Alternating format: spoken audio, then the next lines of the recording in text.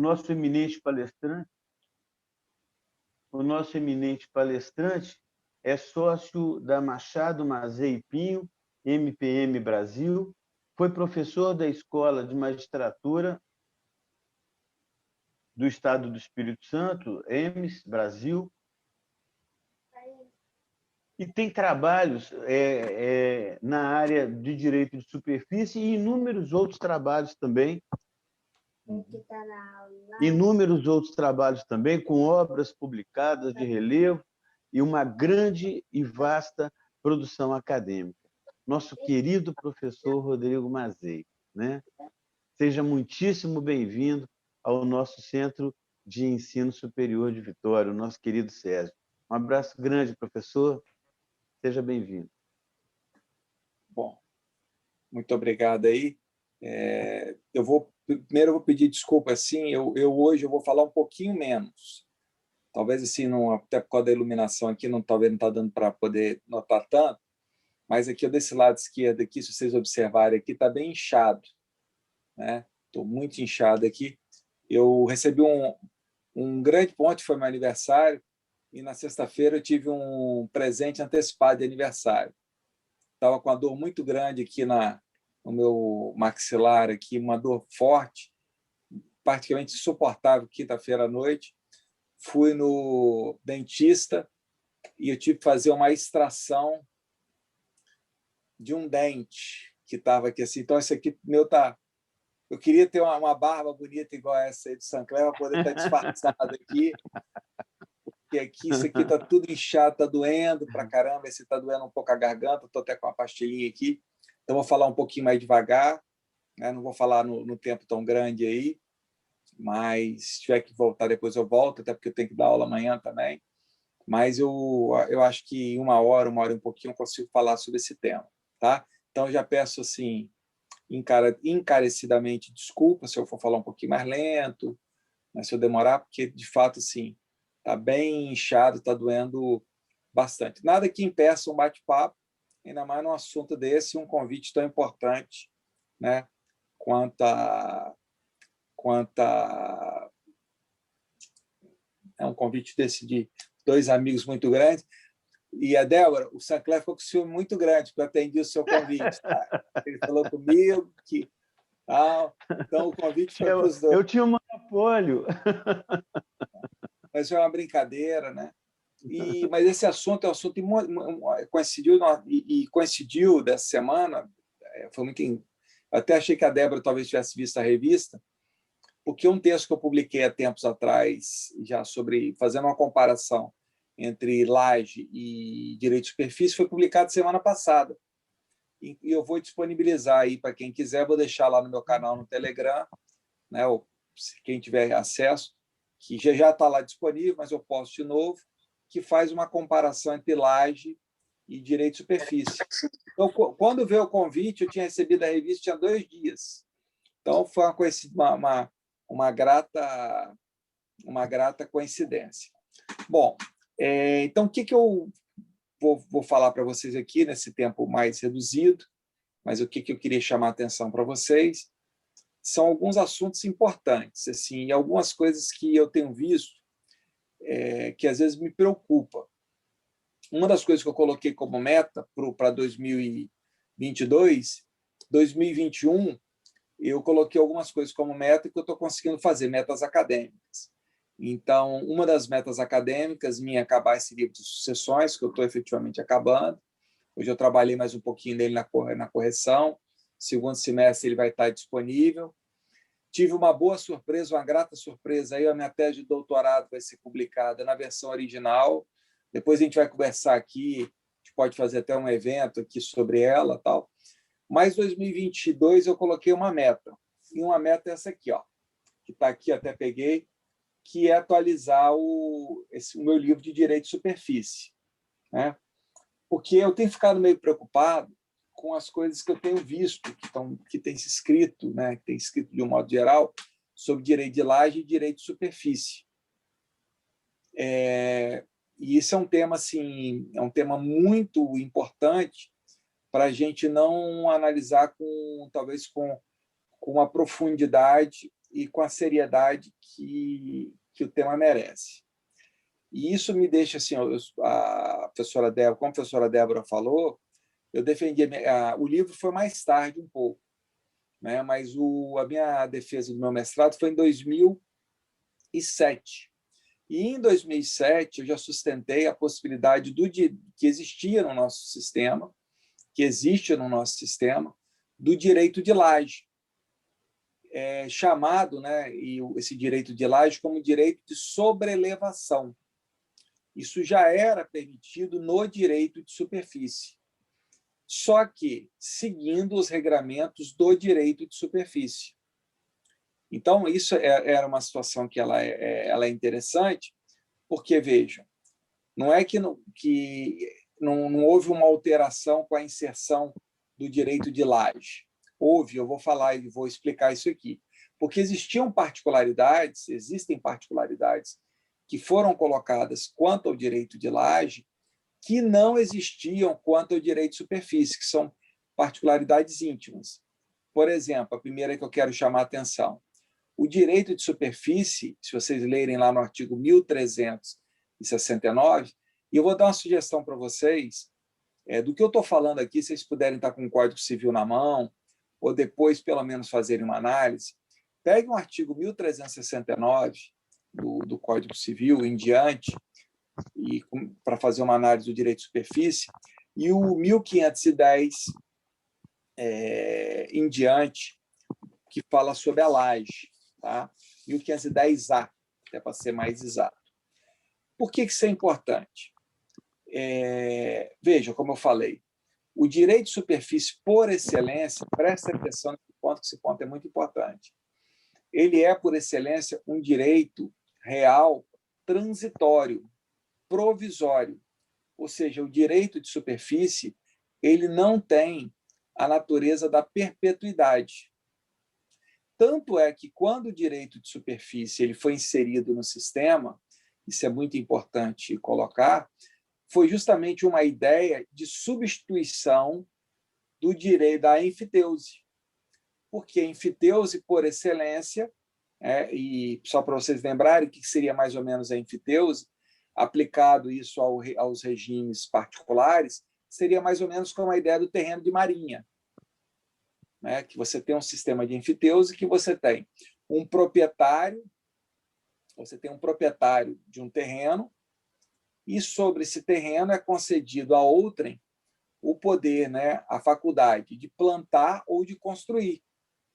E ele anualmente ele paga um foro e quando ele faz a venda desse bem, ele tem que pagar uma taxa. Então, isso a gente está acostumado com terreno de marinha, porque é um regramento público. Mas isso existia, a enfiteuse, como instituto no Código 16. O Código 2002 ele extinguiu a possibilidade de novas enfiteuses, reservando-se o quê? Mantendo-se as enfiteuses anteriores. Então, quando vocês voltarem lá atrás e fazerem uma análise lá do direito de superfície, vocês vão ver que uma das grandes, ele foi aclamado pelo fato dele não ser perpétuo. Justamente o quê? Uma situação provisória, em que você poderia ter uma situação provisória de uma concessão a outrem para plantar e construir. Porque qual que é a vantagem? O que acontece lá no direito de superfície? Por isso que é importante vocês lerem lá os artigos 1374, 1375, todos os dispositivos. O direito de superfície, todo mundo olhando para mim aqui, ó, ele parte de uma mecânica que a pessoa vai construir ou plantar, né? E, no fim, este terreno ele vai voltar para o proprietário. E ele vai voltar com o proprietário, que a gente chama, né, o processo de reversão, ele vai voltar para o proprietário com tudo aquilo que o superficiário fez. Então, vou dar um exemplo para vocês. Olha só, olha como é que a direito de superfície é importante. Vou falar coisas reais. Então, imagine que eu vou conceder para alguém o direito, né? Você vai locar para alguém, vai arrendar, vai fazer alguma coisa, no sentido de a pessoa fazer por exemplo, falar uma coisa do dia a dia, um lava-jato com uma lanchonete e tal. Esses aí são investimentos de vulto. Vocês concordam comigo? Se eu tiver no contrato, se for uma relação em que o proprietário já sabe que aquilo, ao fim do contrato, ao fim da concessão, aquilo vai se incorporar ao patrimônio dele, qual que é a tendência natural? Do valor da locação, do valor do arrendamento, e aí que a gente chama de cânon, né? O valor da superfície, ele ser inferior, porque não é o benefício exclusivo do recebimento do valor. O superficiário, ele vai pegar o imóvel, que a gente chama, né, e colocar o imóvel, que é essa expressão que eu utilizo no livro, na ciranda da função social. Ele que vai funcionalizar. Porque, muitas das vezes, o que acontece? O proprietário ele não tem condição de fazer aquele investimento. Então, olha como é que a superfície ela tem uma lógica. Justamente por isso que ela tem essa mecânica temporária. Então, para deixar muito claro para vocês, nesse ponto, o que é, então, por excelência, o direito de superfície? O direito de superfície, então, ele é um direito sobre coisa alheia em que o proprietário ele vai conceder a outrem o direito de... Deixa eu consertar aqui o microfone, senão vai cair. Ele vai conceder a outrem o direito de construir ou de plantar no seu terreno, e esse outrem, essa pessoa, que é o superficiário, ele passa a ter um status, efetivamente, de titular daquela edificação, daquela plantação, daquela accessão. Ele assume a titularidade daquela accessão. Aí vocês vão falar, mas Mazei, isso não tem muita diferença, então, da locação. Não é natural que vocês vão falar sobre isso? Vejam que eu vou mostrar para vocês que não. Porque, inclusive, se vocês forem no Código de Processo Civil, é muito importante vocês olharem o artigo 791. Olha o que acontece. Há uma divisão, todo mundo olhando para mim, esse ponto é importantíssimo. Solon, presta atenção. Há uma divisão patrimonial entre a superfície e a edificação. O que significa dizer? Se aparecer, por exemplo, uma grande dívida, do proprietário, a penhora não irá alcançar as construções ou plantações. A penhora, a responsabilidade patrimonial do proprietário, ela vai incidir exclusivamente sobre a propriedade. Ou seja, existe uma cisão da responsabilidade patrimonial. Isso que eu estou falando está expresso no artigo 791 do Código de Processo Civil. Então, vejam, aí esse já é um ponto importante, que não adianta estudar direito material sem compreender processo. Qual que é uma das grandes vantagens, então, por exemplo, do direito de superfície sobre a locação? Ora, na locação, na própria locação, não há essa divisão de responsabilidade patrimonial. Então, haveria um risco, Solon, se você tem um cliente que quer fazer um investimento no terreno de outrem, dele fazer uma obra lá e o proprietário ter uma grande dívida, efetivamente ter uma grande dívida, e ser penhorado não só o terreno, porque a accessão, a benfeitoria, ela vai fazer o quê? Parte do terreno. Aquilo que foi feito pelo seu cliente como locador vai ser alcançado pela penhora. Então, olha como é que é interessante o direito de superfície. Ele cria uma situação provisória de muito mais garantia. E tanto é assim, olha como é que isso é interessante. Se vocês forem lá nos dispositivos sobre hipoteca, o direito de superfície, ou seja, aquele direito de construir, a construção, a plantação, ela é tão autônoma que ela pode ser objeto de hipoteca.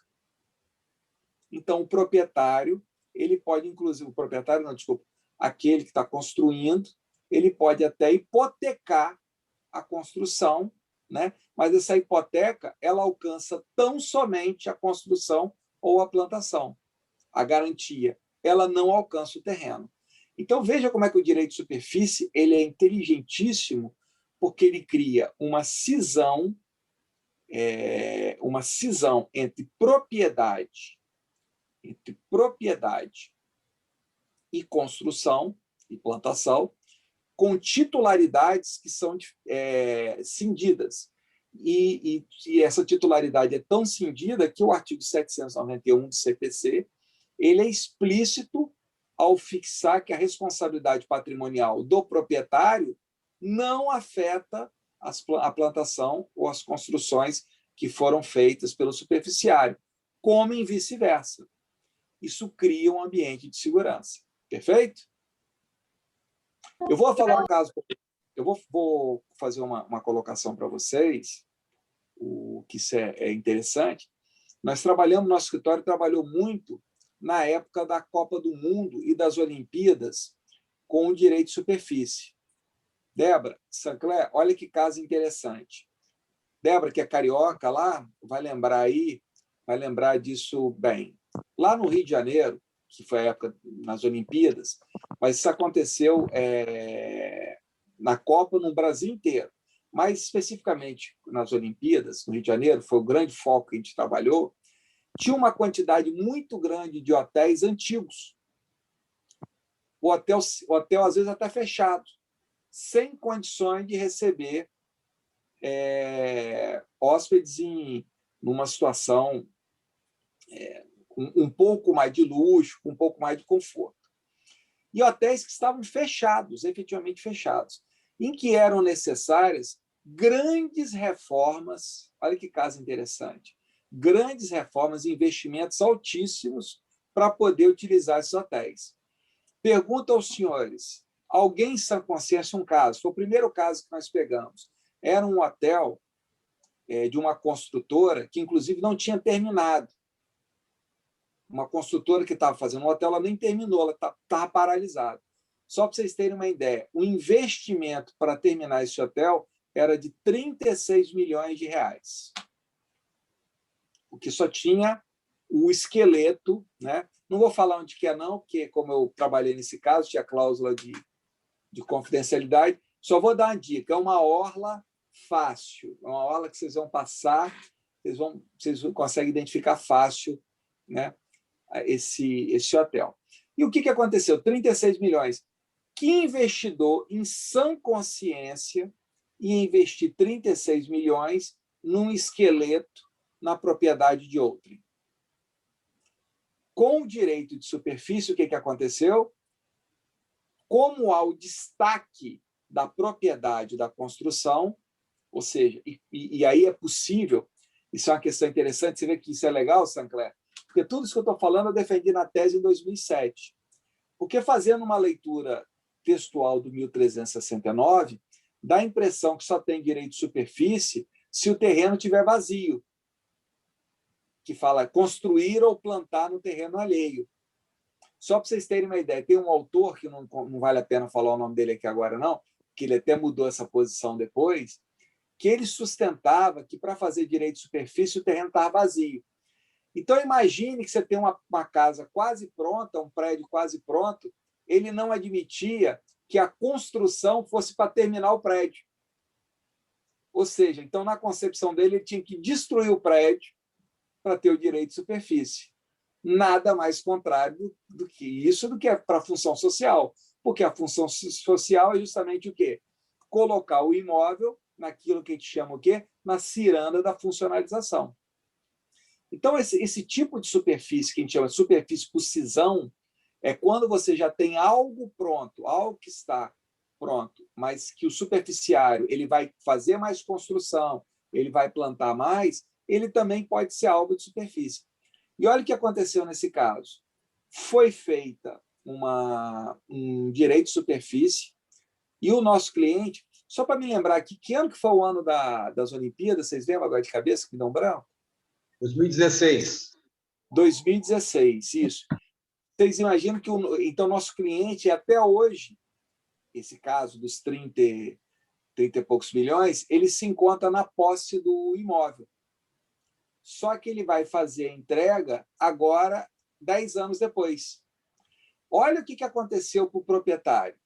Ele recebeu um valor considerável quando meu cliente fez o contrato, e 10 anos depois ele vai receber o quê? O hotel funcionando. O hotel com elevador, o hotel com ar-condicionado, o hotel já com clientes, com uma clientela que conhece. Se não fosse o direito de superfície, não seria possível fazer isso. Inclusive, Sancler, olha que operação legal. Parte do dinheiro que o meu cliente, que foi o investidor que ele utilizou, foi feito com a hipoteca parcial da construção, porque aquilo tinha um valor. Aquilo tinha um valor aproximadamente, acho que 14, 16, por conta do terreno, por conta da construção que tinha, 14, 6 milhões. Ou seja, meu cliente não aportou, inclusive, nem todo o valor. Porque, na verdade, parte do valor ele tirou. Então, o direito de superfície é muito importante entender isso, porque ele tem uma dimensão, uma mecânica extremamente importante, que é justamente essa cisão de patrimônio, mas com uma ideia de ser o quê? Temporário. Meus caros, vocês não têm a dimensão da importância disso, e nós não aplicamos isso no Brasil para efeito da agricultura. Na Argentina, o direito de superfície ele é basicamente, eles chamam de superfície florestal, porque é basicamente voltado para a atividade agrária. Vejam nesse particular, vou dar um exemplo simples aqui do nosso estado. Posso dar um exemplo simples aqui do nosso estado, que eu tenho certeza que muita gente já pensou? A Aracruz, ela não trabalha com uma ideia dessa de investir, no fomento da pessoa plantar e tal. Olha como é que seria um modelo adequado para esse tipo de operação. Ou seja, a pessoa, na verdade, ela só teria direito ao quê? Não ao terreno, mas ao direito de plantar sobre o terreno alheio. Para quem gosta de vinho, e eu sou apaixonado por vinho, uma parte considerável das vinícolas de Mendoza, em áreas nobres da Argentina, elas trabalham com sistema de superfície. Veja como é que isso foi fantástico para os produtores argentinos. Os investidores estrangeiros, eles entraram nas propriedades, ou seja, trouxeram uma nova cultura, ou seja, um novo know-how na plantação, fizeram novas plantações, novos enxertos com a cultura do vinho, ou seja, novos parques, inclusive, né? Parques que eles chamam lá, tem uma expressão, vou me lembrar agora, uma expressão, como se fossem os galpões, né? Onde que se faz a vinificação, novos parques, sem comprar os terrenos. Por quê? Ao final dessa concessão, isso vai retornar ao proprietário. Então, o proprietário hoje ele recebe já um valor, né? Ele recebe um valor, normalmente no contrato ou anual, mas ele tem a perspectiva de lá na frente retornar à sua propriedade não como estava antes, mas com tudo aquilo que foi construído ou plantado pelo investidor. Eu ouso dizer que a vinicultura de vinhos finos na Argentina só não quebrou por conta do direito de superfície. Porque criou-se um ambiente propício. Porque, vamos ser sinceros, em sã consciência, alguém investiria uma quantidade considerável na propriedade alheia, com o risco da propriedade alheia receber uma ação judicial, porque se a gente tem insegurança jurídica no Brasil, imagine na Argentina, né? A insegurança jurídica ela é muito maior. Vamos lembrar que no passado coisas de apropriação, enfim. Então, vejam, o direito de superfície, que foi o sustentáculo para essas operações. Então, o que eu quero dizer para vocês que já era perfeitamente... O direito de superfície é uma outra figura que ele não se confunde com o modelo que foi colocado sobre o direito de laje.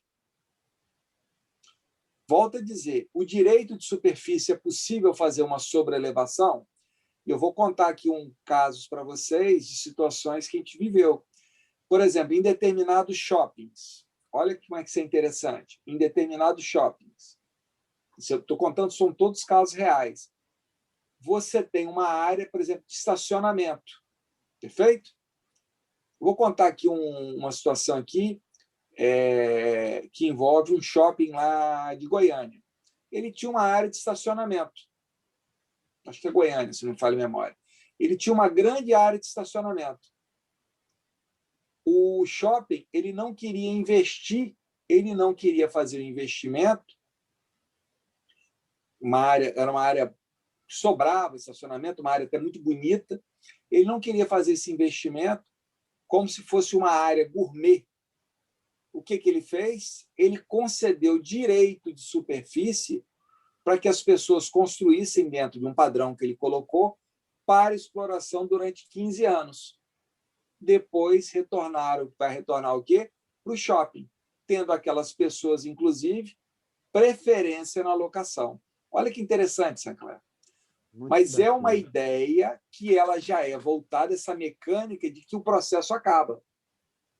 Ok? Então, por que o direito, e isso eu falei no livro, o nosso direito de sobreelevação sobre o direito de superfície, ele era limitado. O direito de laje, nessa perspectiva do direito de superfície, ele tinha uma limitação por conta da questão temporal. Porque o direito de superfície, ele naturalmente é o quê? Temporalmente provisório. Olha que sacada. Meu som continua saindo aí? Tá ok? Está perfeito. Tá saindo. Tem uma pessoa que ligou para mim, eu tive que desligar aqui. Vejam como é que isso é interessante, dentro dessa perspectiva, porque as pessoas acabam de fazer.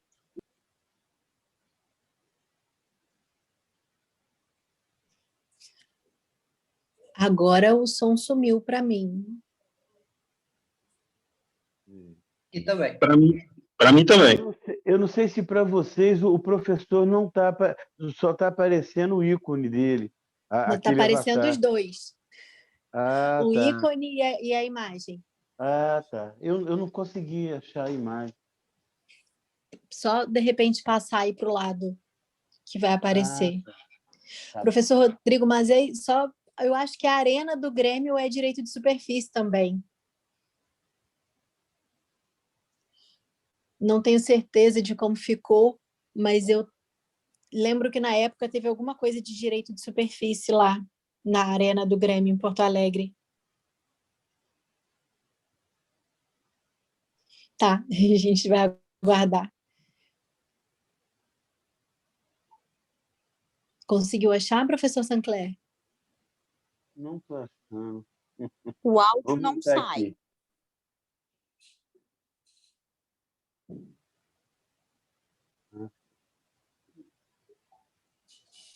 Ainda não. Achei. Agora sim. Agora, o senhor vai voltar. Voltou? Bacana. Desculpa. Sim, Tem voltou. cliente que não para de ligar a gente no celular, por isso que eu não queria colocar no celular. A advocacia é uma vida... Um dia eu vou ser promotor de justiça, procurador, eu vou ter essa tranquilidade. Né? Mas a advocacia é um negócio danado. Né? Mas, voltando então a... Então, o que criava o problema, Débora? Olha só, eu sustentei isso lá atrás, na dissertação, mas olha como é que a minha sustentação ela era limitada. Porque na hora de fazer o direito de laje, eu criava uma situação dele ser temporário, com base no direito de superfície, o direito sobre elevação. Então, isso criava uma situação que, às vezes, desestimulava a própria... Você acabava desestimulando o direito de superfície nessa faceta da sobreelevação. E isso que eu estou falando não é uma coisa que ela não era uma ideia da minha cabeça. E desculpa agora o meu mau humor, quando eu comecei falando sobre isso, e eu fico muito preocupado quando eu leio as coisas, que as pessoas às vezes não estudam os temas profundamente. Veja que isso aqui que eu estou falando sobre sobreelevação e direito de superfície, isso já existe há muito tempo, por exemplo, em vários outros países, como é o caso de Portugal. Se vocês pegarem o Código Português, está no artigo 1526. Só que a superfície em Portugal, Sancler, ela é perpétua. Então, não criava esse problema da superfície ser temporária. Perfeito? Perfeito. Veja que interessante. Isso, por exemplo, tem um código de Macau, que é um código moderníssimo, e isso está previsto também lá no Código de Macau, eu anotei aqui, artigo 1420. E outros países. Só que o que criava, qual que era o grande problema que nós tínhamos aqui no Brasil? A ideia, veja, que isso é um problema entre aspas, porque a mecânica do direito de superfície, ele ser temporário, para o Brasil, para aquele momento do Brasil, ele era extremamente importante. Mas não, e esse ponto que é interessante, olha só como é que isso é bacana, Débora, mas o direito de sobrelevação na superfície, ele não foi feito para regularização fundiária. Ele foi feito para investimento. Ele foi feito com o objetivo de funcionalizar a propriedade. Então, o que eu vou fazer? Eu sou muito crítico quando eu falo isso, que as pessoas não notam qual foi a função do direito de superfície.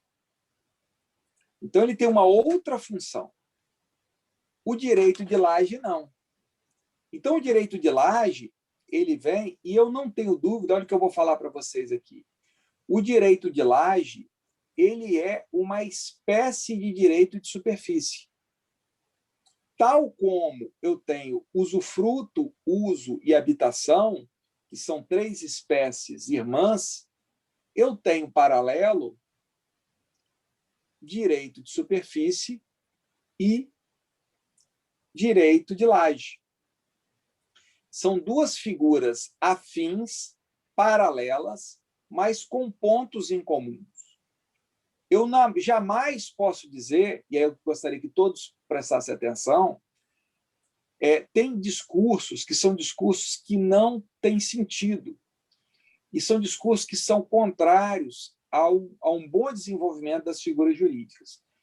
Por exemplo, dizer que o direito de laje ele é um direito real sobre coisa própria, isso é falso, porque só existe direito real de laje se houver a propriedade de alguém. Então, tal como o direito de superfície, o direito real de laje, ele demanda o quê?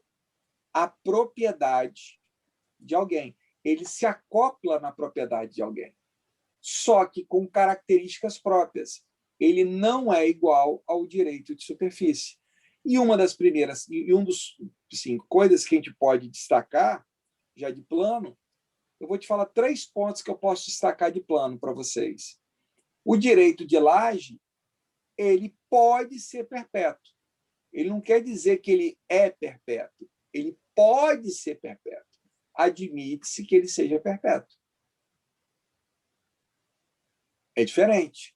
Mas o fato dele ser perpétuo não significa dizer que ele não é um direito real sobre coisa alheia. Vou dar um exemplo, senhores, aqui. Terreno de marinha.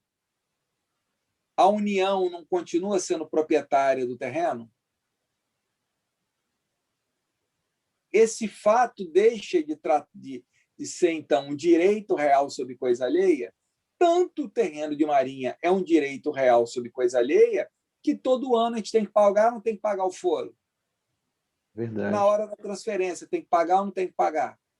Então, veja, esse ponto é interessante. Não é o fato de ser um direito real sobre coisa alheia que vai tornar o direito de laje menos ou mais. Só que eu preciso compreender isso porque está na mecânica dele. Eu vou chegar nesse ponto mais adiante. Eu estou conseguindo ser claro, gente, porque esse assunto ele é... Com certeza. Esse assunto ele é bem difícil, ele é muito técnico. Muito claro. Muito claro. Tá? Leonardo está com a cara aqui que eu não estou sendo muito claro, não, mas vou tentar melhorar, tá, Leonardo? Vou tentar fazer uma... Está sendo tão claro que nós podemos até exigir isso na V3 já, ué. Eu acho que, inclusive, deveria dizer, é função social da live. Bom, veja que, então, nesse ponto, uma outra questão também interessante. O direito de laje, isso é muito importante. Quem vai trabalhar com direito das sucessões, que não sabe direitos reais, pode esquecer. Pode esquecer. Só para vocês terem uma ideia, tem uma falsa ideia no Brasil de que direito das sucessões tem que ser estudado com direito de família. Cara, isso é totalmente falso. E em vários países, como é o caso, por exemplo, lá do México, se estuda direito das coisas com direitos das sucessões, porque são direitos que são amplamente patrimoniais. O direito da sucessão é basicamente o que é uma divisão de condomínio patrimonial. Eu estou falando isso, gente, porque eu trabalho muito com direito sucessório. O planejamento tributário, o planejamento sucessório, se você sabe trabalhar com direitos reais sobre coisa alheia, você deita e rola. Agora, se você não sabe trabalhar, você rola e não deita. Você só rola. Você só rola. E eu vou dar depois adiante alguns exemplos nesse sentido, tá? De coisas que a gente já trabalhou. Veja que não é à toa que a minha... Olha só, quais são as disciplinas que eu dou aula na graduação lá na UFS? Quais são, por acaso, as disciplinas que eu dou aula? Direito das sucessões e direitos reais sobre coisas alheias. Eu trabalho junto com a disciplina. O meu aluno que fez a matéria de direito real sobre coisa alheia, ele nada de braçada em direito das sucessões. E eu vejo a dificuldade, porque essa minha matéria optativa, direitos reais sobre coisa alheia, fica até a sugestão para o Césio aí de abrir essa optativa aí, porque nenhum professor de direito das coisas consegue dar direitos reais sobre coisa alheia, ou ele dá posse e propriedade. Uma cadeira só, você não consegue ministrar todo o direito das coisas, isso é fato. E a nossa experiência na UFSS tem sido muito positiva, criando essa matéria optativa. Mas, voltando, então, a discussão, gente, não está em dizer se o direito de laje ele é um direito real sobre coisa alheia ou se ele é um direito real sobre coisa própria. Não é isso. O grande X do direito de laje identificar os contornos dele a partir do engenho que foi criado na legislação. Porque, como direito real, eu me submeto não só à taxatividade, mas também à tipicidade. Eu estou vinculado àquilo que a lei cria. É aqui que dá o jump of the cat, o pulo do gato. E tanto é que, comparando, olha só como é que isso é interessante. Todo mundo olhando para mim aqui agora, que esse ponto é interessante.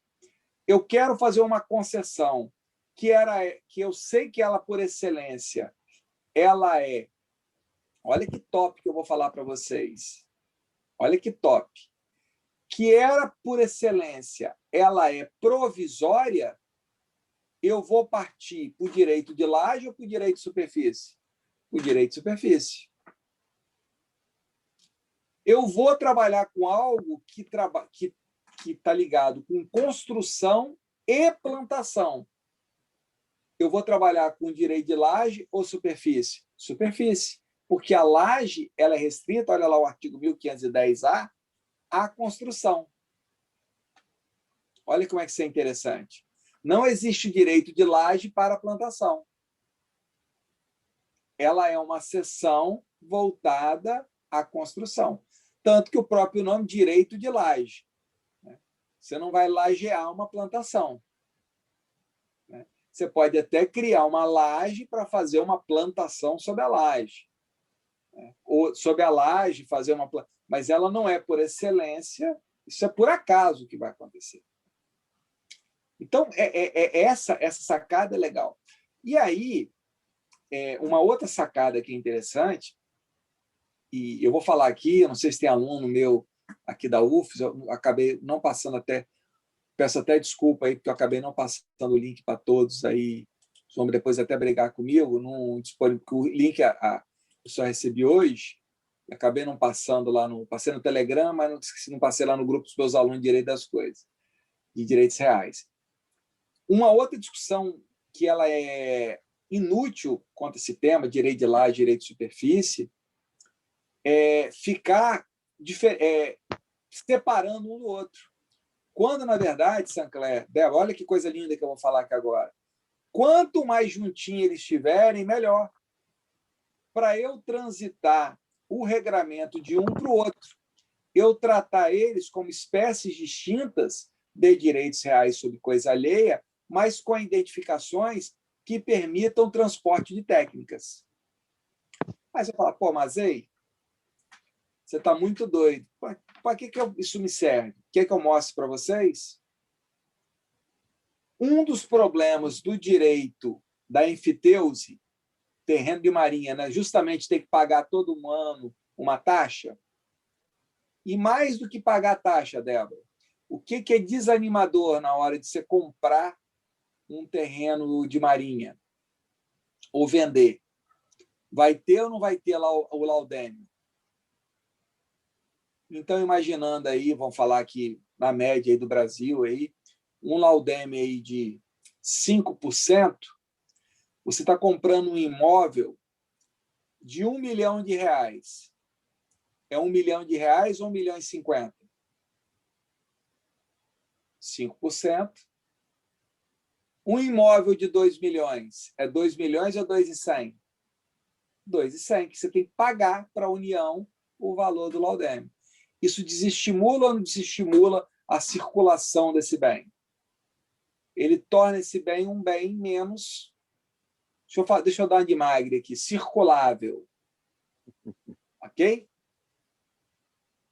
Meus caros, olha a importância de eu fazer um regramento único entre direito de superfície e direito de laje.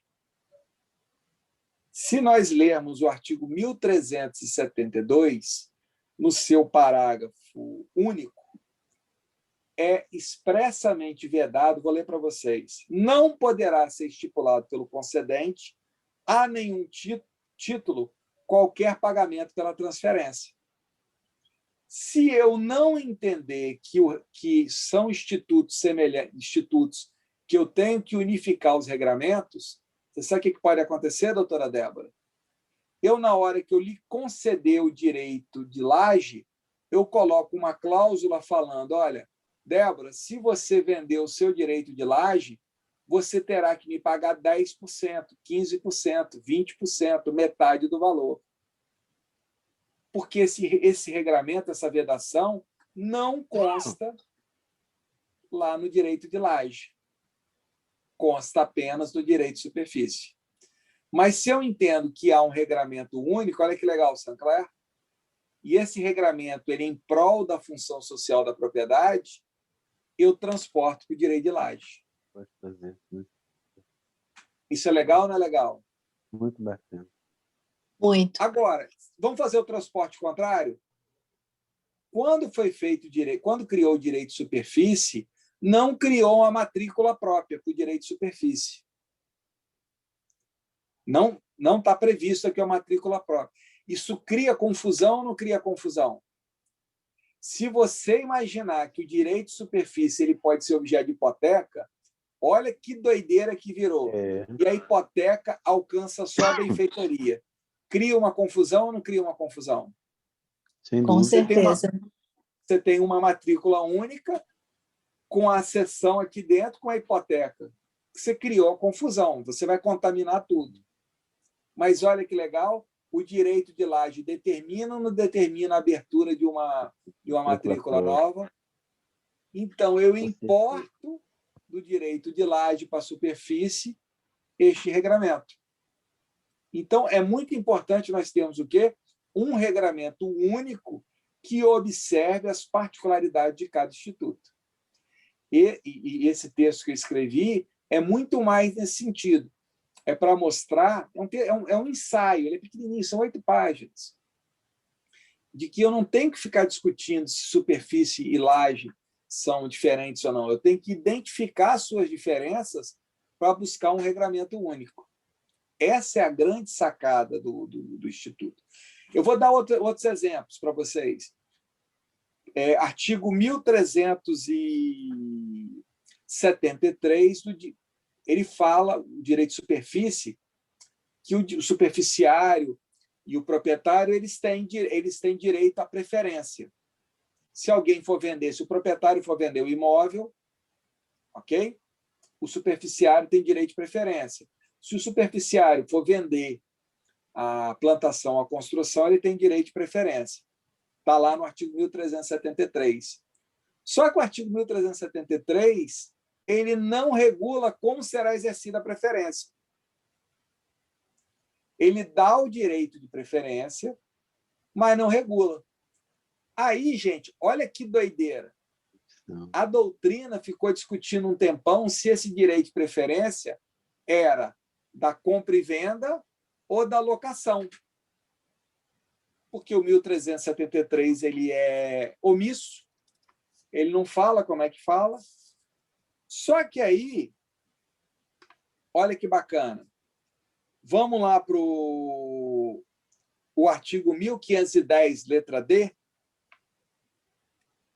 Foi previsto no direito de laje como exercitar a preferência. O prazo, todo o procedimento de preferência está lá no artigo 1510, letra D. O que significa dizer? Esse dispositivo, Sancler, eu importo para a superfície. Então, o mais importante aqui, nessa primeira parte aqui, o que eu posso colocar para vocês é dizer assim, nós temos 2 institutos diferentes? Temos. Um é melhor do que o outro? Não. São institutos o quê? Para situações diferentes. Os 2 são direitos reais sobre coisa alheia, só que o direito de superfície ele se notabiliza por ser o quê? Temporário. E o direito de laje se notabiliza por ser o quê? Perpétuo. Por exceção, ele pode não ser, mas, em regra, ele o é. Olha que legal isso. Segundo ponto, o direito de superfície ele é mais abrangente, porque ele não é só para a construção, ele é para a construção e plantação. E o direito de laje só para a construção. Já fixamos um panorama legal agora? Fixamos, né? Mas aí vem um problema. E aí vem um grande problema. Qual que é o problema? Eu posso fazer uma pergunta para vocês? Não sei, não me leve a mal, não. Não é uma pergunta assim. Eu vou falar aqui, mas não é uma pergunta sexual que eu estou fazendo, não, tá? Deixar bem claro. Mas vocês têm fetiche? Porque fala em fetiche, todo mundo pensa em... Né? Vocês têm fetiche? Fetiche? Leonardo está rindo ali, ele tem fetiche. Não é esse fetiche que eu estou para pensar, não. Tá? É outro tipo de fetiche. Eu estou fazendo essa brincadeira porque o legislador ele tem um fetiche pela propriedade. O legislador ele não se preocupa em tutelar outra coisa do que a propriedade. Qual o grande problema que a gente tem? O direito de laje ele foi atrelado ao fetiche do legislador. O direito de laje ele está atrelado como direito real sobre coisa alheia. Está lá no rol do 1225. Logo, olha o problema, Débora. Eu só vou seguir esse modelo do direito de laje se aquele que estiver concedendo o direito de construir for o proprietário. Continuamos ou não continuamos, então, com um problema na regularização fundiária? Continuamos. Quais os 2 problemas que a superfície tinha? Ser temporária e ter a base através de uma propriedade. A laje, na forma que foi colocada, ela só resolve um problema, que é a perpetuidade. E aí, a brincadeira que eu fiz, estou vendo a doutora Laís agora que está prestando atenção. Doutora Laís, quando eu fiz a brincadeira do fetiche, é por conta disso, porque o legislador ele continuou com o quê? Com o fetiche da propriedade. Ele reduziu de uma forma muito drástica, o direito de laje. Então, por que o direito de laje não pegou, por assim dizer? O direito de laje não pegou porque o legislador ele está apegado ao fetiche da propriedade. Então, por exemplo, fazer uma brincadeira aqui, só para animar aqui. Dentro dessa perspectiva, é como se fosse o seguinte: então, só vale ficar num hotel se for de frente para o mar. Não vale qualquer outro hotel. Porque houve uma restrição muito grande. Esse que é o maior embaraço hoje que eu vejo para o direito de laje. Porque o direito de laje que nós conhecemos, o direito de laje da regularização fundiária, ele não trabalha efetivamente com bases da propriedade. Então, veja como é que esse assunto... Veja como é importante fazendo então aí, o professor Débora, aberto. como é que é importante a gente trazer essa discussão aqui para a gente ver que foi um passo à frente, mas não foi um grande... Tem áudio aberto. Tem áudios abertos. Colega Ana Cris Vaz, está com áudio aberto. O cara é muito comunicativo, cara. Aí está dando uma barulheira danada no meu ouvido. Então, vejam... Tem que trazer esses três para animar ele. Ele vai falar um monte de coisa. Ó, eu não sei se tá aí o céu vai entrar. uma barulheira danada aqui. Você viu que a gente tem que vir. Não tá dando para entender. O áudio da pessoa está atrapalhando demais. Eu avisei aqui pelo chat privado sobre o áudio. Nossa, Espero que a pessoa veja. Deem uma olhadinha aí, gente. Não tem como deixar mudo? Eu não consigo. Não, mas eu acho que... Não, deixa com vocês, porque eu vou... Arrumar o pessoal. Tem como... Então tá. Deixa o celular eu está danado É aqui. Johnny. Quase que eu falo calcinha. Né? Eu vi você caçando calcinha. Eu ouvi. Rapaz do Dona céu. Cris, por favor, desliga seu Tá vendo? áudio. Fui falar Tá interessante lá o debate, hein, gente? Foi falar no... O professor Mazei foi falar no fetiche. Tem um fetiche aí, ó. Rapaz, o que será? Professor Sancler. Eu não Dona consigo. Cris, por favor, desliga seu áudio.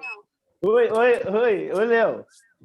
Quem tiver dá para controlar quem está administrando a página, dá para dar um mute nessa pessoa. Mas é porque eu não sou administradora. O anfitrião dá um mute nessa pessoa. Quem foi o anfitrião?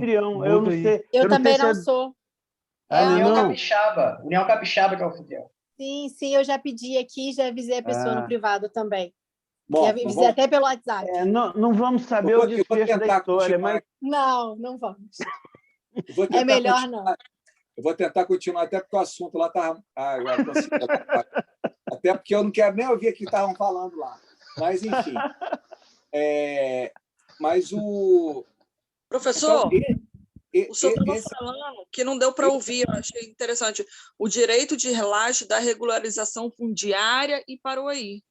Então, vou voltar então. Obrigado. Então, olha só. Então, o que acontece? Então, vou voltar lá na... Quando houve essa alteração em 2017, que se criou o direito de laje, num primeiro momento, se esperou muito dessa alteração. E inclusive, eu amei aquela foto que colocaram lá no evento, aquela laje, né? Eu achei aquilo fantástico. Eu recebi vários elogios daquela foto. Veja que, é óbvio que aquilo é uma situação limítrofe e tal, mas, a priori, na forma que foi colocado o direito de laje dentro do Código Civil, ele não vai ser um vetor de regularização fundiária, porque ele parte da premissa de que só haverá laje se houver o quê? Uma base com o proprietário. Então na hora que eu estava falando, que eu parei, que assim, a gente deu um passo, mas não foi um passo largo, foi um passo pequeno. Porque aquele direito de laje, que é o direito de laje que a gente espera, e eu vou falar aqui, gente, isso aqui, por favor, não me entendo isso aqui como preconceito, não. Mas, por exemplo, existem determinados bairros, em Vila Velha, Cariacica, em Vitória, em que a propriedade, enquanto instituto propriedade, ela é inexistente. Vocês concordam comigo? Correto. Muito embora se reconheça titularidade, na comunidade se reconheça titularidade sobre determinados bens, não há dúvida, aquilo tem uma circulação e tal, isso não é suficiente para titular a pessoa como propriedade. E vou dar um exemplo claro para vocês, né, fazendo agora um gancho com o direito sucessório. Se houver o falecimento dessa pessoa, que tem a titularidade de um bem desse, isso não é levado como propriedade. Isso é levado como direitos de posse. É um direito. Isso entra na última letra do artigo 620, inciso 4 do CPC. Então, vejam como é que isso é interessante, porque então a gente tem assim nós caminhamos, mas caminhamos pouco. Então, esse é um problema. Agora, esse fetiche, eu estou até com medo de falar essa palavra, né, para não chamar, mas esse fetiche da propriedade, ele não está restrito ao direito das coisas. E eu vou provar para vocês.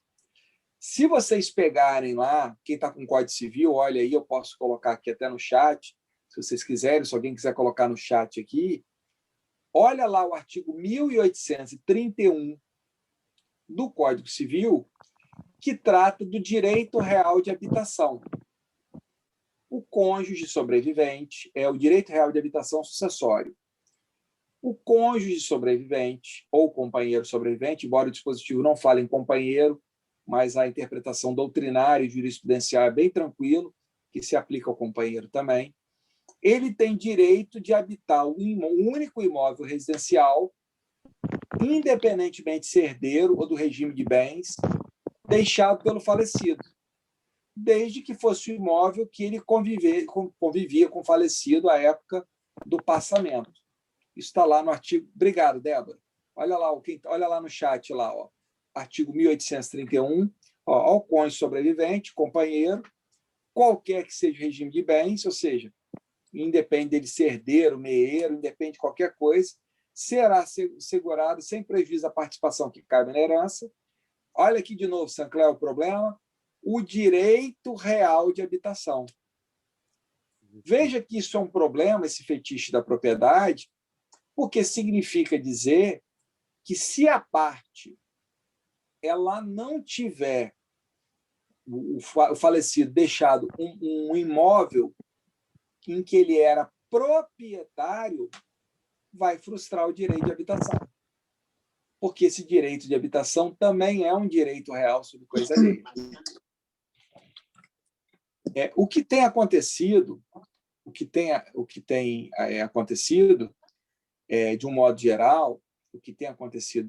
modo geral, aí isso já é uma interpretação, eu estou escrevendo isso aí, inclusive lá no meu livro, é uma abertura interpretativa do 1831, que aí entra um ponto que os professores falaram no começo da aula, que isso está voltado ao quê? Ao direito à moradia. Então, esse direito seria concedido ao cônjuge, ao companheiro, como um direito à moradia. Mas vejam que o direito à moradia, que é importante, o teto, sem dúvida, ele não estará formalizado como direito real de habitação, o que é um déficit, o que é uma perda. O que eu quero mostrar para vocês aqui, então, dentro de um ponto aqui já, para a gente até caminhar aí para um desfecho, é que a gente, infelizmente, a gente tem um direito, o nosso direito, que eu não chamo mais de direitos das coisas, eu falo os direitos das titularidades, esse nosso direito das titularidades, ele é arraigado na propriedade. Ele não tem reconhecido outras titularidades que não a propriedade. Isso é um problema. Então, a gente pode, veja, o que eu vou falar são coisas óbvias. Como é que eu vou ter, por exemplo, no direito de laje, eu falei sobre matrícula. Como é que eu vou ter uma matrícula do direito de laje se a propriedade que ensejou ele não tem matrícula? Vocês concordam comigo?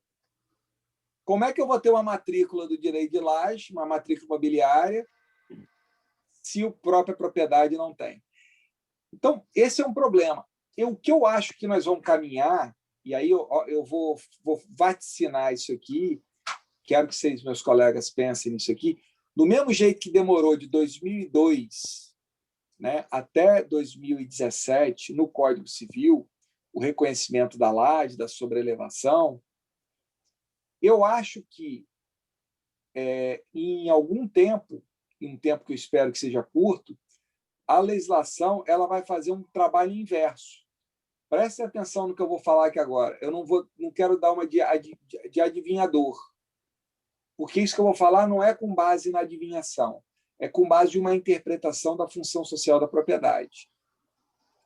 Talvez esses bens irregulares que propiciaram a laje, eles vão ser colocados prioritariamente dentro de um processo de regularização fundiária. Porque, de uma só vez, vai se regularizar não só a propriedade, como também a laje. Me parece, o que se anuncia para o horizonte é isso. Então, eu estou fazendo uma análise que ela é prospectiva.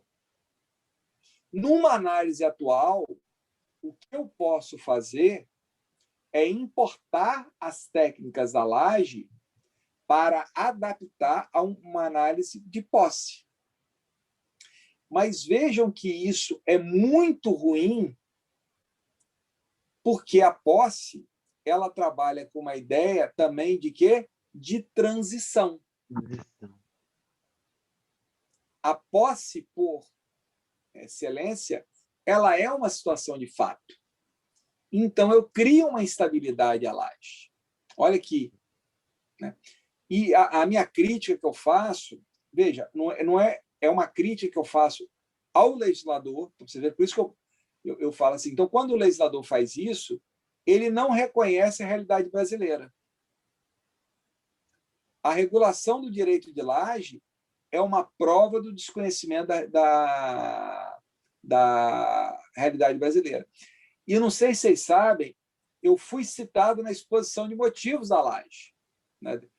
E me citam errado, porque me citam como se eu fosse, fazer uma brincadeira, um fetichista da propriedade, quando muito pelo contrário. Para mim, o que mais importa é a titularidade que leva à moradia. É a titularidade que leva à funcionalização. Vejam, e isso é interessante, eu vou fazer alguns comentários aqui, e eu também já projetando para o futuro, o IPTU no passado muito longe, que só quem é bem mais antigo viveu, o IPTU era um imposto que não era vinculado a imposto predial, no sentido de uma qualquer construção. Hoje o IPTU ele é cobrado independentemente de se ter propriedade ou não. A posse ela é tributada pelo IPTU. Vocês concordam comigo? Correto. Não o era no passado.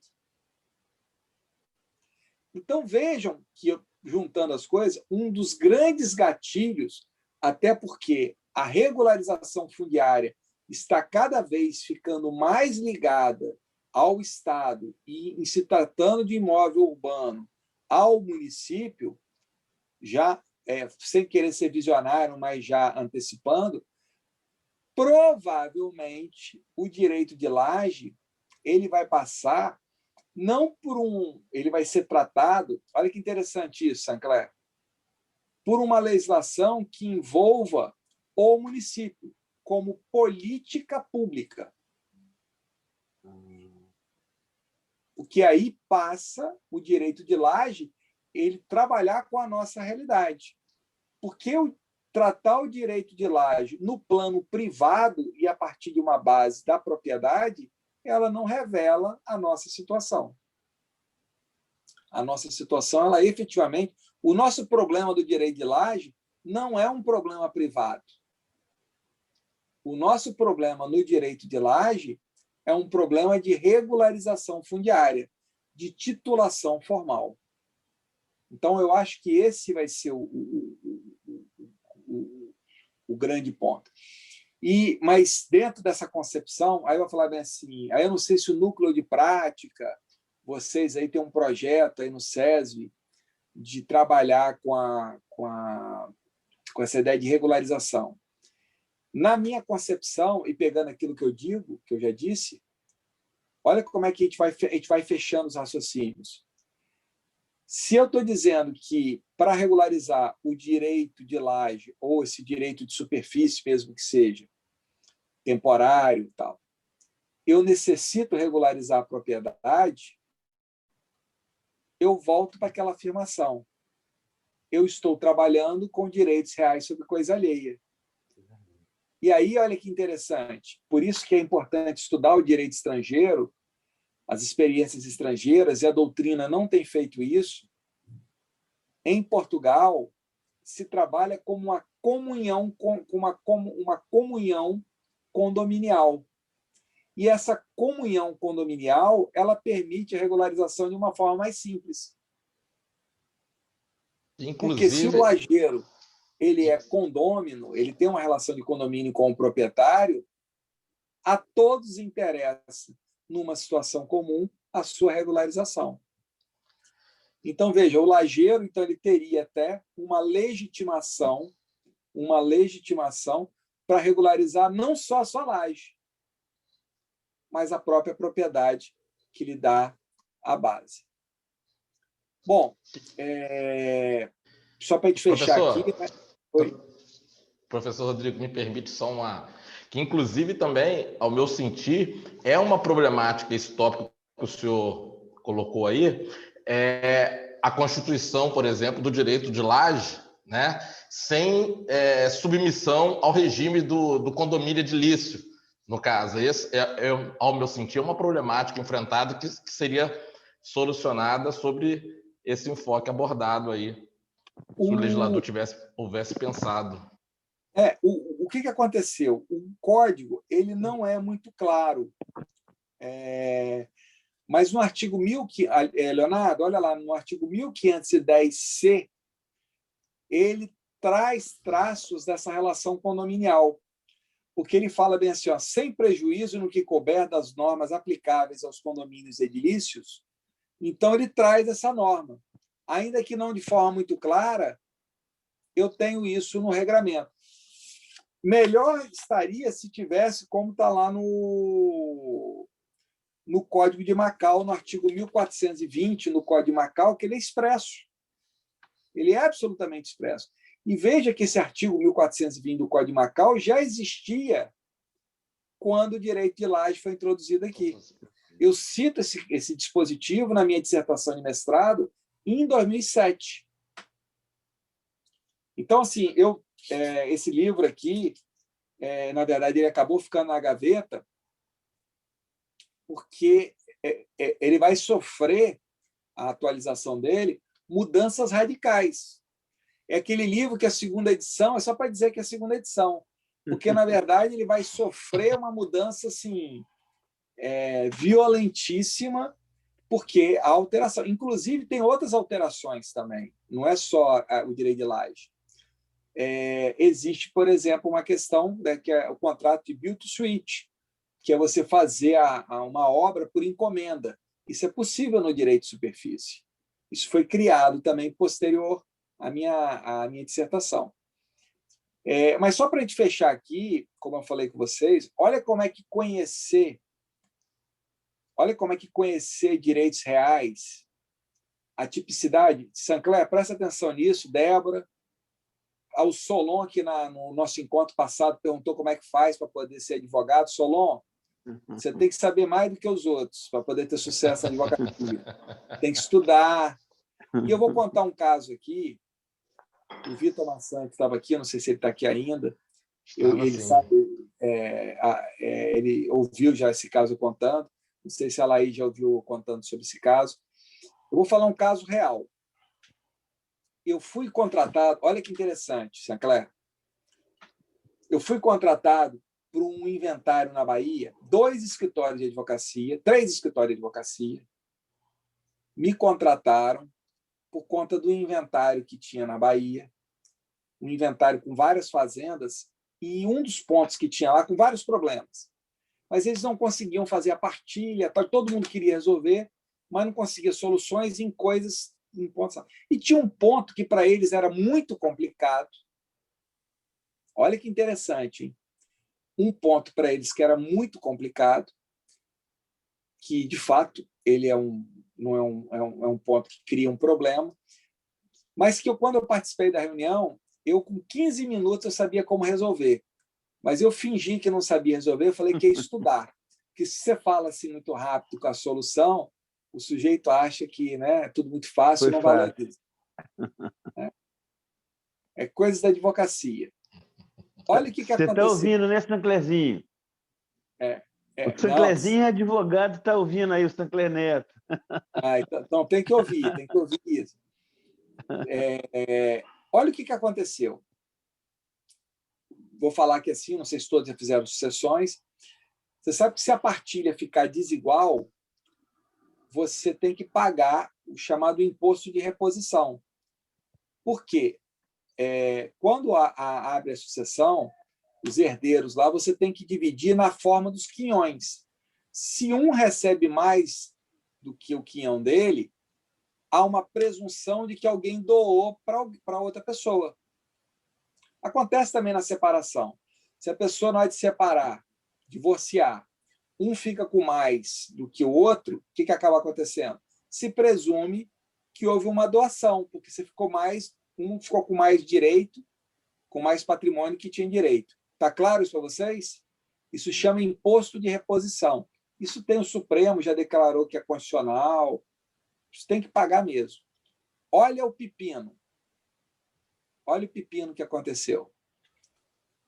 O que dava o problema lá? Um monte de fazenda, cada fazenda diferente, e eles não conseguiam partilhar as fazendas. Porque as fazendas com valor diferente, aí, para poder ficar a fazenda com o outro, um ficava com a fazenda maior, tinha que o quê? Devolver o dinheiro. Indenizar. Olha que problema, Sancler. Criou problema ou não criou problema? Verdade. Aí eu cheguei e falei bem assim, olha como é que a solução era simples. Era assim.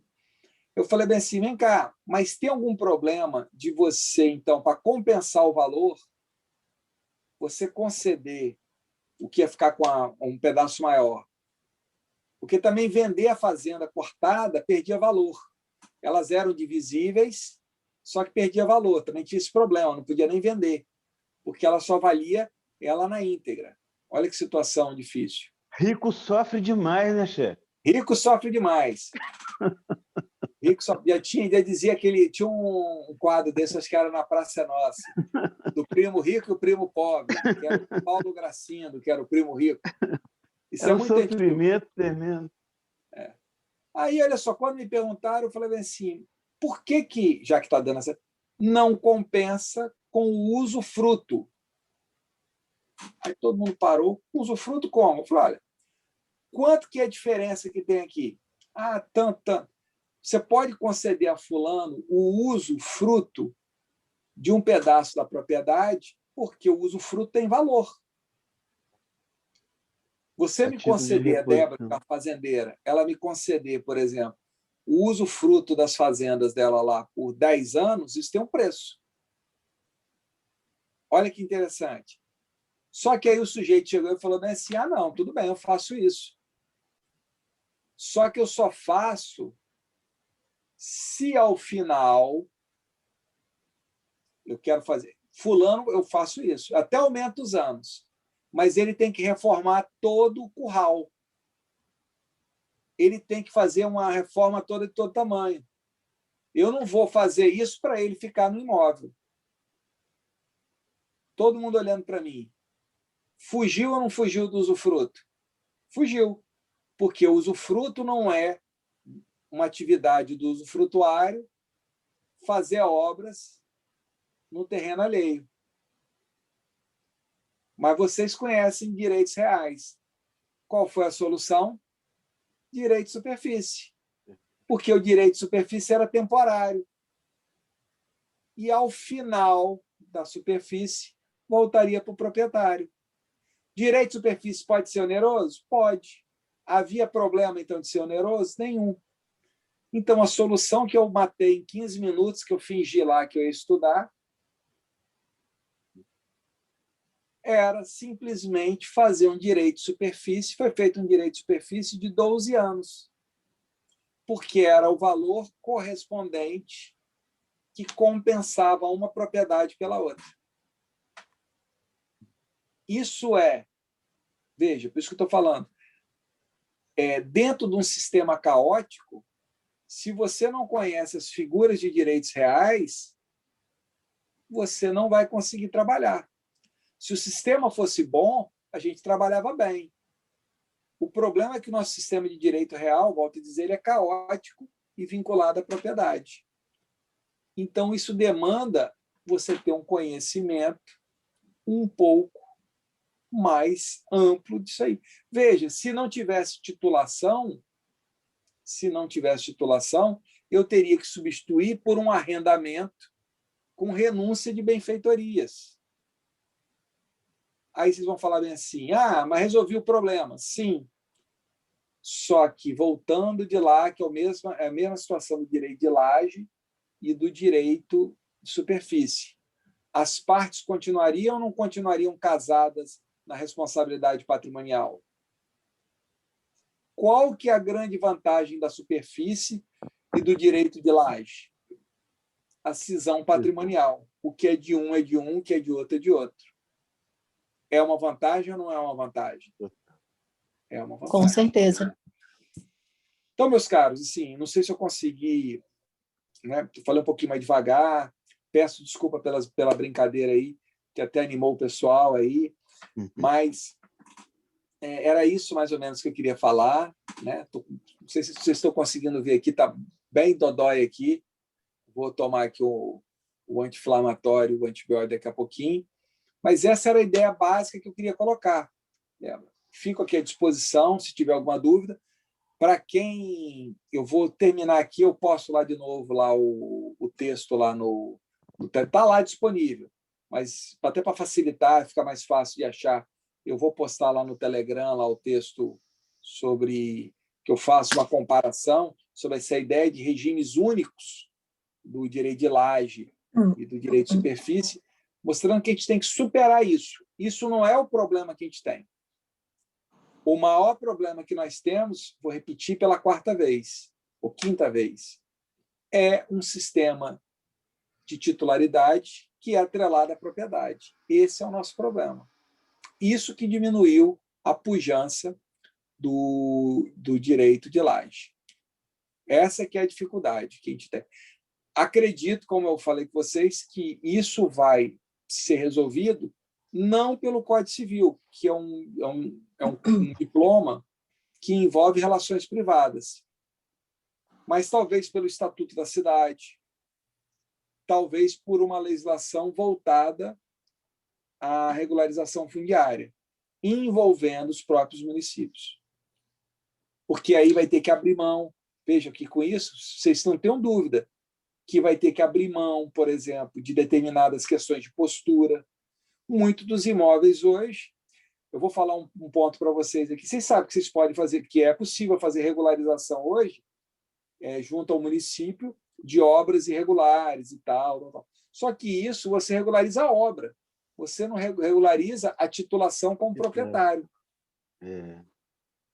Então, o caminho, o aqui do Sancler já matou a charada.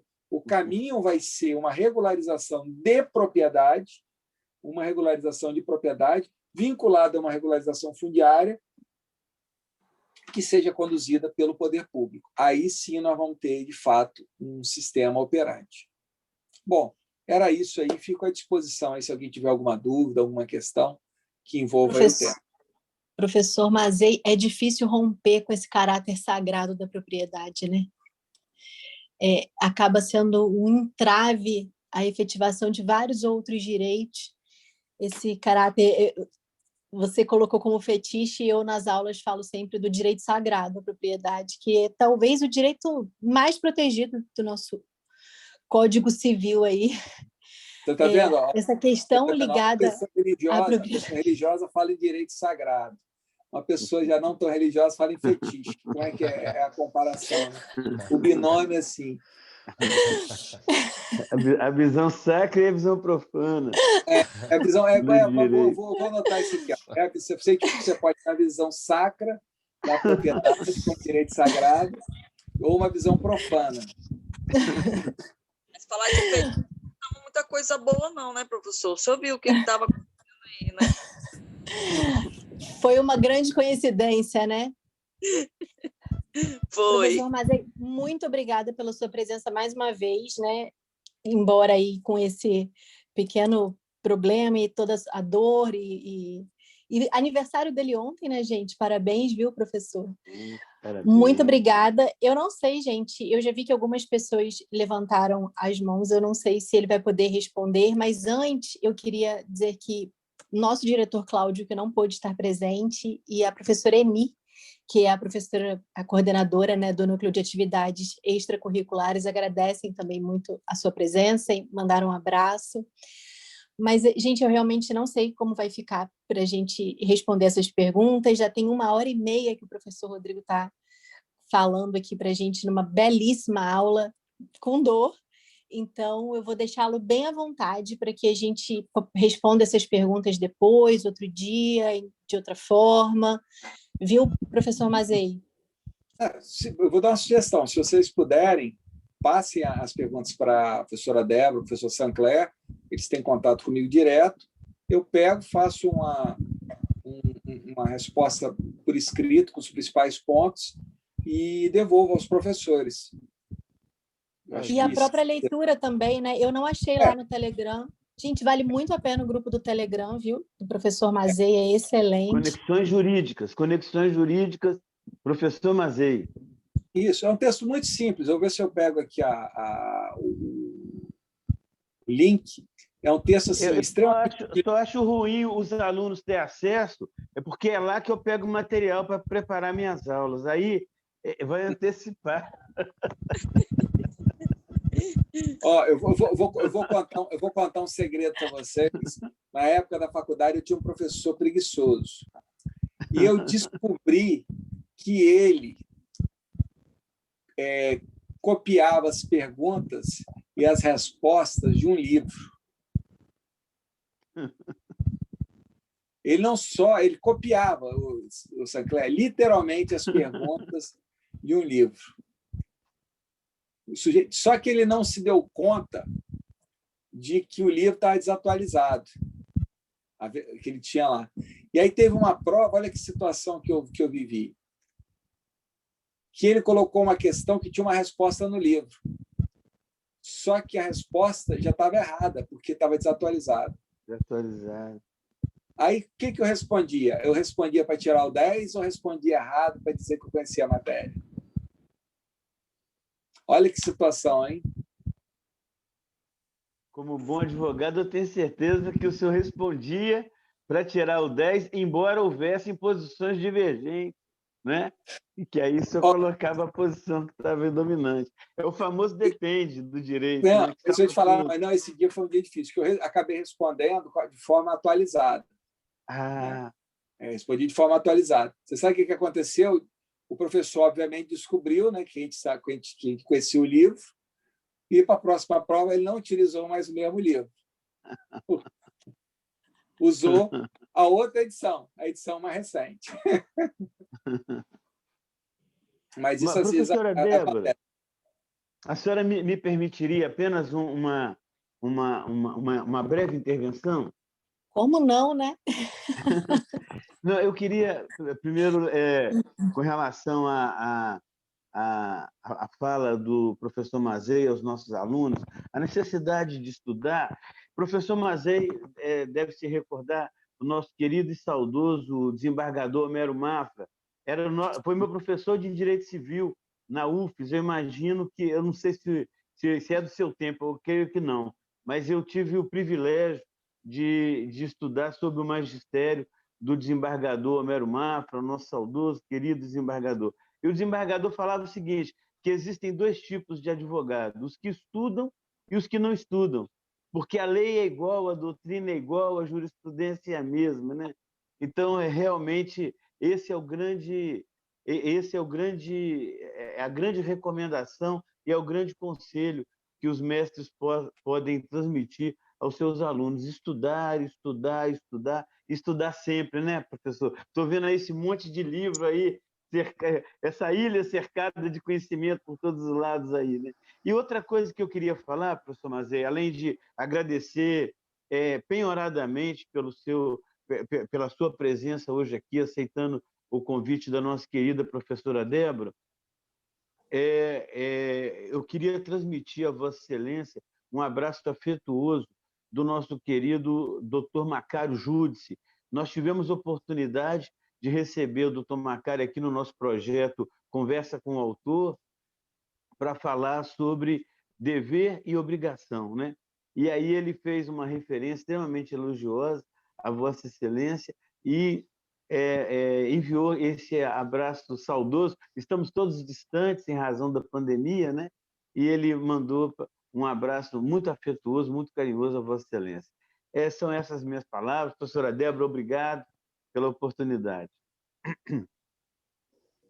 Professora Débora? Oi. Agora que eu estou vendo, boa noite, professora Simone, que bom vê-la aqui. Professora Simone. Professora. Simone é boa que ela conhece de direito e de vinho. Você pode pedir dica para ela de vinho, que é boa de vinho também. Simone, é verdade. Professora, oi. No início estava um pouco dificultoso para poder entrar e demorou um pouco. Essa palestra é para fazer um relatório e entregar aonde? A gente vai informar isso depois. A professora Eni vai informar isso a vocês. Okay. Ela vai disponibilizar um local para vocês enviarem. Tudo bem. Tá? Ela vai mandar essa informação, né? Vai. Ela disse que amanhã cuida disso. Ela está envolvida numa atividade em outra instituição, mas que amanhã ela informa tudo isso. Ela esteve aqui no comecinho com a gente e passou esse recado. Muito obrigada, professora. Bom, para a gente se despedir, então, liberar o professor Mazei, eu sinto uma dificuldade muito grande também, professores, né? Sancler, Simone, professor Mazei, de lidar com essa questão da propriedade, porque parece que a gente está querendo sempre tomar o que é do outro, né? E os alunos têm uma impressão de que a uso capião, direito de laje, todos esses direitos sobre coisa alheia, muitas vezes, tem uma conotação ruim de tomar o que é do outro, de pegar o que é do outro de uma forma injusta. Então, tem um grande preconceito também em relação a essa parte da matéria e desconstruir isso, né, fazer com que os alunos vejam além, né, de que o direito de laje, o cumprimento da função social, o uso capião, né, o direito à moradia, todas essas questões, elas não são contra o proprietário, elas são questões para organizar até as questões fundiárias, as questões dos espaços urbanos, por exemplo, as favelas do Rio de Janeiro, né, de Recife, por exemplo, teriam muito a ganhar se o direito de laje abrangesse não só a propriedade, mas também as relações de posse, por exemplo. Então, essa questão de desconstruir esse estigma que tem quando a gente fala da perda da propriedade de alguém é um desafio nos direitos reais, ou eu gostei do nome novo, vou passar a adotar, viu? O direito das titularidades, né? É muito mais cabível até, mas essa desconstrução que para mim é o maior desafio da nossa matéria. Não, sem dúvida. Como eu falei com vocês, assim, isso não é preconceito que eu estou falando, não. Existem bairros inteiros hoje aqui na Grande Vitória, Cariacica, Vila Velha, porque é menor, né? Porque é menor, mas Vila Velha, Cariacica, Viana e Serra, que são hoje que o direito de laje é uma realidade. Porque o direito de laje foi muito bom que a Débora colocou. Ele tem uma vocação para a questão da favela e tal, mas, na verdade, o direito de laje hoje, e essa questão do uso capião, enfim, esse gancho que ela fez, o direito de laje ele acabou se atrelando a uma situação de própria consolidação, de acomodação de determinados bairros. Vou dar só para ser bem claro, assim, quantos loteamentos aí que o sujeito compra, ele até paga a promessa de compra e venda toda, só que ele paga a promessa de compra e venda e não obtém a escritura. E depois ele vai e concede lá para o genro o direito de construir uma casa lá no fundo. E depois concede para a filha o direito de construir em cima. Então, veja como é que isso é interessante. Então, você com uma promessa, o imóvel, na verdade, ele na cabeça dele, ele é proprietário, porque ele pagou tudo que está no contrato, mas se ele formalmente ele não é proprietário. O genro se acha proprietário, porque a pessoa que tem a titularidade, ele concedeu o direito de construir, e a filha também se acha proprietária, porque o pai lhe concedeu a questão da laje. Veja como é que isso é muito mais complexo, essas titularidades elas são muito mais complexas do que a gente pode imaginar. Então, um caso desse de como se desdobra. E como eu falei, isso em vida ainda a autonomia privada permite você fazer algum acerto. Só que isso morreu, a Saizine.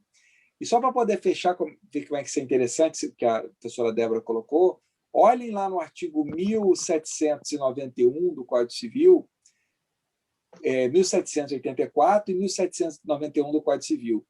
Quando abre a sucessão, isso é sensacional. Olha como é que nós temos, dentro da visão sagrada, dentro da visão sagrada, essa ideia da propriedade, e dentro da visão profana, a gente tem um fetiche. Porque ele só trabalha com um dueto, posse e propriedade. O direito das sucessões, ele não reconhece os direitos reais sobre coisa alheia. Ele não reconhece nenhuma titularidade que não seja posse nem propriedade. Olha que doideira. Então, é um sistema que ele é anacrônico. Fechado nele mesmo, né? Ele é fechado nele mesmo. É um sistema omisso, falho, autorreferencial. Ele é fechado. Olha só que loucura. Ele é omisso e fechado nele mesmo. Então, foi feito para dar errado.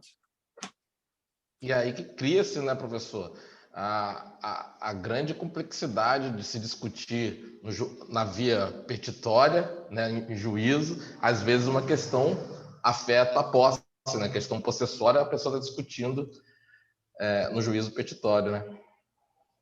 Isso aí é natural. Agora, se a propriedade eu até anotei aqui, se a propriedade que é o objeto sagrado,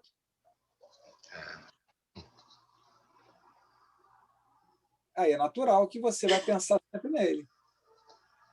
Deixei a Débora envergonhar, não vou falar mais sobre isso. Só anotei para a próxima aula.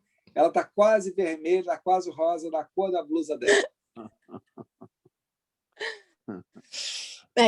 Os meus alunos sabem, eu digo sempre, esse caráter sagrado da propriedade é difícil. Não há nada mais protegido no ordenamento jurídico civil do que a propriedade brasileira. É quase um pecado falar em uso capião. É verdade. Mas então, muito obrigada, gente. Vamos encerrar mais uma vez aqui a presença, né? Agradecendo a presença do professor Rodrigo Reis Mazei, que destinou mais um pouco do seu tempo precioso, né, professor Sancler, a estar com a gente, nossos alunos aqui no SESB. É muito grande. Muito. E num espaço tão curto de tempo, né? Nós aí tivemos a presença do professor. Não, pode contar comigo aí, saindo o livro aí, a gente vai fazer um bate-bola para a gente fazer um lançamento aqui. Aí eu consigo, poxa, combinado, então. Consigo um descontinho lá com a editora, consigo lá um cupomzinho, que esse cupomzinho sempre é bom, né?